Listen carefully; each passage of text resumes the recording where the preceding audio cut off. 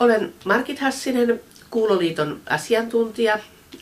Kuuloliitto on valtakunnallinen kuulovammaisten etu- ja palvelujärjestö. On myös osittain kuntoutustoimintaa meillä. Työalueenani on Keski-Suomen piiri ja sitten Lounais-Suomen piiri yhden toisen työntekijän kanssa yhdessä.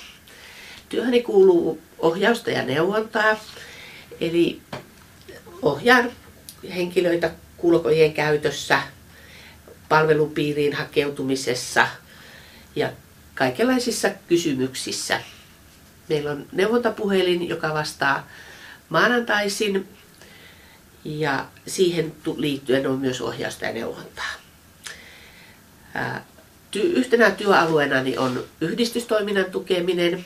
Keski-Suomessa on 7 yhdistystä, joiden kanssa toimin, vierailen heidän kerhoissa ja ihan yhdistystoimintaan liittyvää ohjausta ja neuvontaa myös.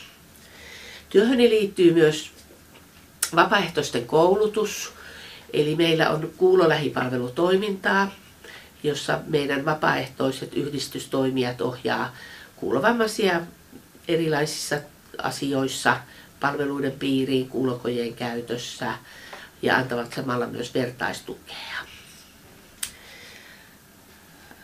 Vertaistoiminta on myös osa meidän toimintaa.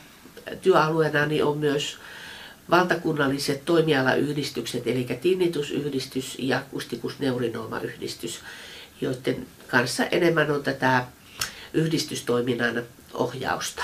Kuuloliitto järjestää alueellisia kuulokursseja, joita semmoinen 7-8 on aina vuosittain eri puolilla Suomea.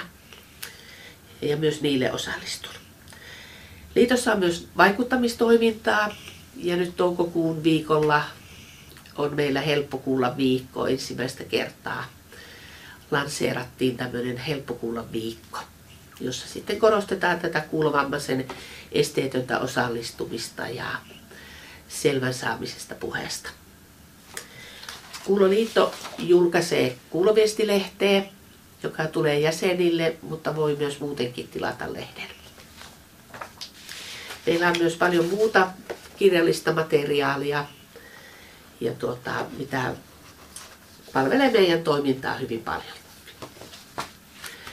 Vierailen myös jonkun verran erilaisissa eläkeläiskerhoissa ihan kertomassa kuulosta ja kuulon kuntoutuspalveluista ja erilaisissa tapahtumissa.